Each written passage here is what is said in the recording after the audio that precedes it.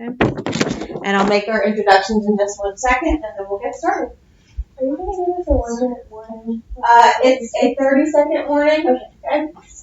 Just a reminder to all, after 2 minutes and 30 seconds, okay, you will be given a time warning, and all I'll do is just hold my hand up, okay? Now, that doesn't work if you're not looking up periodically, right? Because you won't see that my hand is up to warn you that you have 30 seconds, okay? Doesn't mean that you need to wrap up right at that moment, right? You'll still have 30 seconds to go, okay? We have 2 debates on the schedule for this period. Okay. Our first will be between Jay as affirmative and Kyle as negative, discussing the topic, the good of the whole is more important than the good of the individual. Okay. If you would, go ahead and prepare to get ready to start.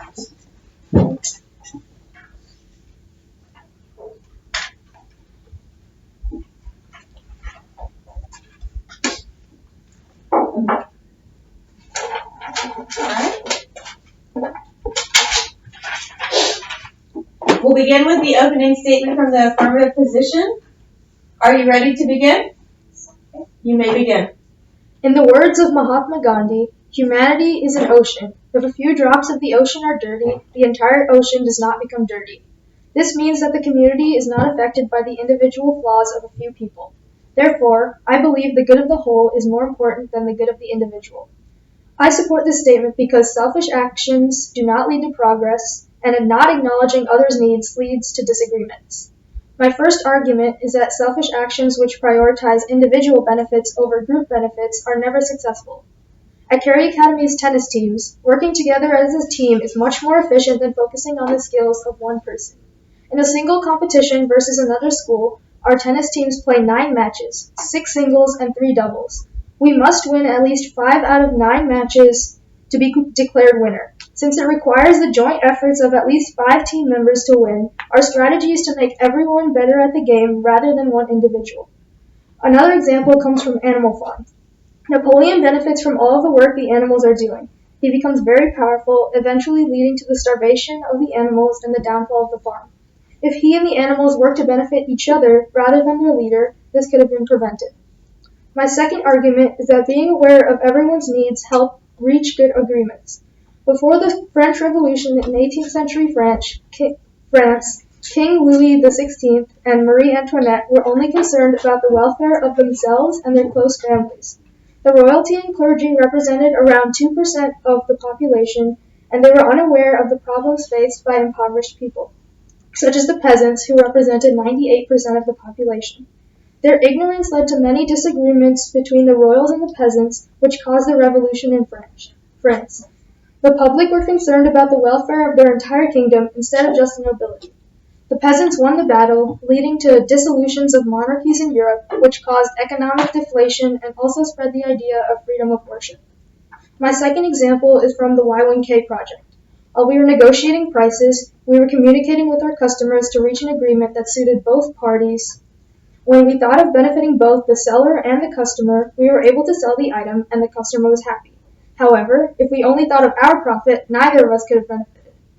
The above examples highlight that selfish actions lead to disaster, and thinking of others' needs will lead to agreements. History proves, and examples from our daily lives show, that working towards the greater good of the whole benefits everyone, including the individual. The good of the whole is more important than the good of the individual. It is clear that fighting and disagreements are not favorable, which is why I am in favor of the point being discussed. Thank you. I now stand ready for cross-examination.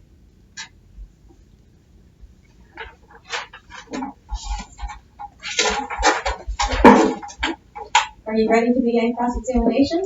Yes. Okay. You may begin. Do you agree with the fact that it takes individuals to make a whole? One could say that many groups of people make up a whole, so many smaller groups of people or wholes make up one larger whole. Yes, so many smaller groups of people, these could be considered individual groups, and they each have a certain skill set that does contribute to making a goal.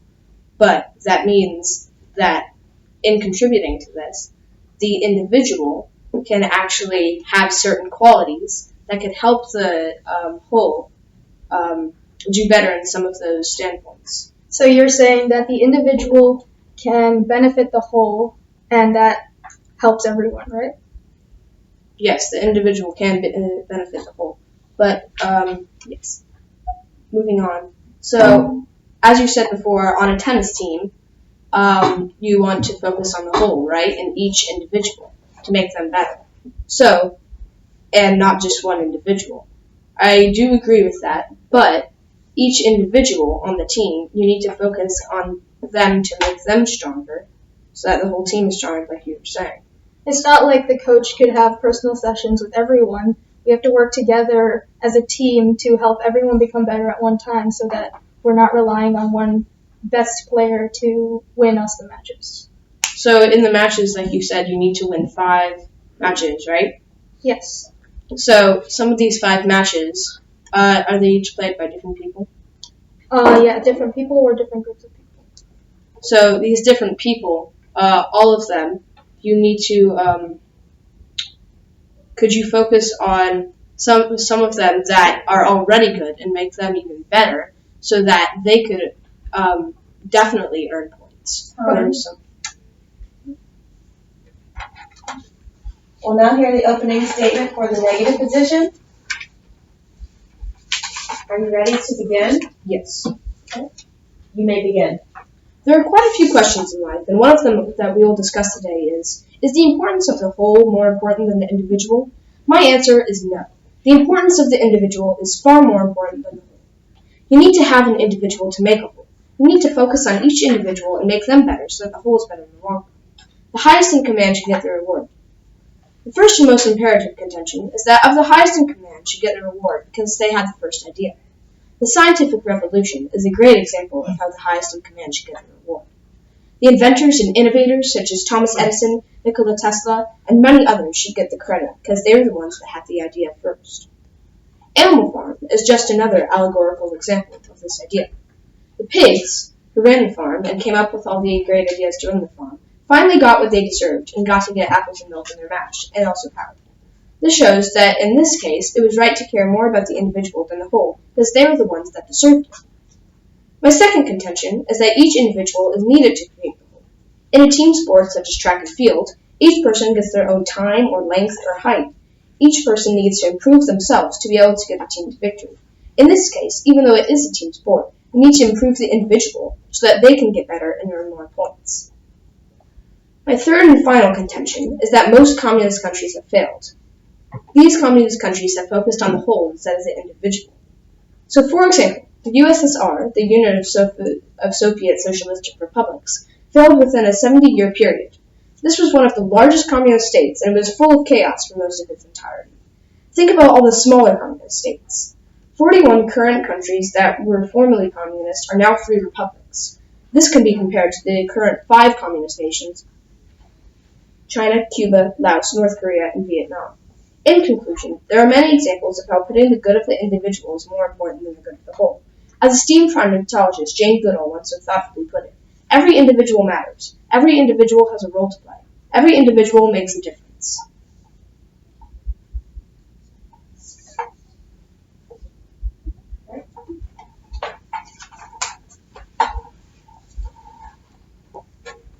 Are you ready to begin cross-examination? I am. You may begin. Do you believe in racial equality? Yes.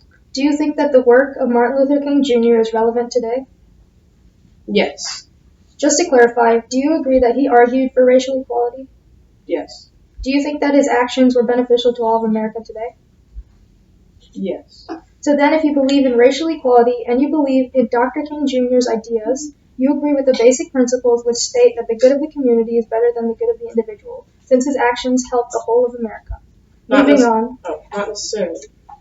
Because the Martin Luther King's words and what he thought that all people should be equal, correct? So when he thought this, he was also the leader in this type of thinking. So This just gives an example of how that individual, Martin Luther King Jr., can be that innovator that actually gets the credit. So, if there are more people like him today, and we could focus on individuals that could make the world a better place, such as like innovators as Thomas Edison or Martin Luther King or people like that, and we could focus on them, that means that they could help the world progress further. Moving on, have your parents taught you to be nice? Yes. So you're basically disrespecting you're basically disrespecting your parents and their judgment by making this argument. Your argument states that thinking of the individual is better, which is basically another way to say that you're selfish. It seems that you're being ungrateful to your parents' teachings. That is not true. So, I'm not thinking that you should be selfish. Even though thinking about the individual it can be considered a form of selfishness, that isn't what I'm thinking. Thinking about the individual means that you're just looking at one standpoint of them and helping them progress. Okay. You both will have 1 minute to make preparations for your closing argument. And your time begins now.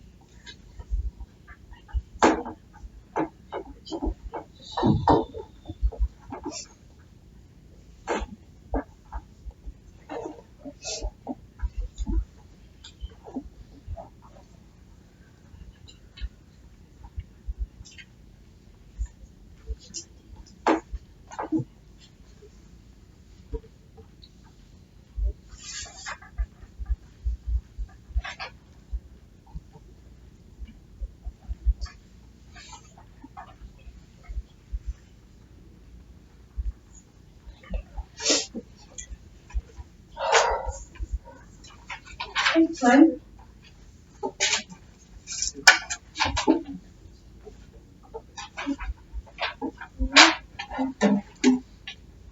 Are you ready to begin your closing statement? I am. You may begin. As I've argued, it is clear that the good of the whole is more important than the good of the individual. Our parents have taught us to be gracious and unselfish. Should a decade of their work be wasted? My opponent argued that focusing on different individuals help the whole, but in fact he is just saying that helping the individuals as a whole group benefits the overall goal of the group, which is true.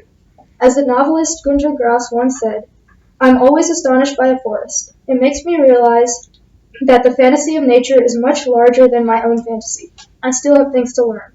This incisive message from Grass shows that there are more important things than you and your ideas. If you open up to the larger whole, you and all others will benefit. Thank you.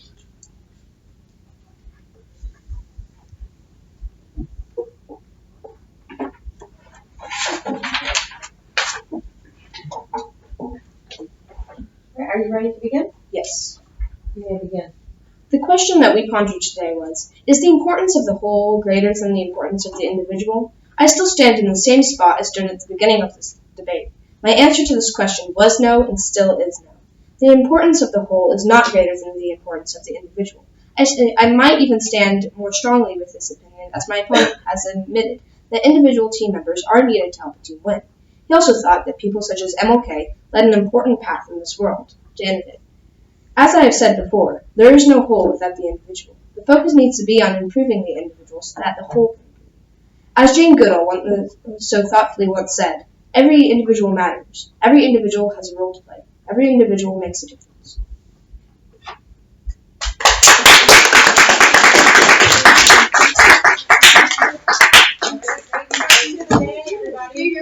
If you would, please bring me your papers, your preparation, to the back. Those of you who are judges, go ahead and pass in your sheets if you're finished with this, so I can get them together. And We will make preparations for VIBA and we'll be debating next. Yes.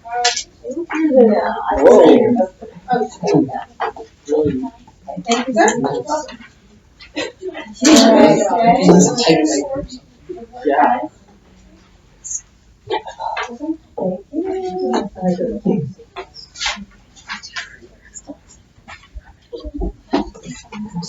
All right, we'll be ready to get started in just a minute.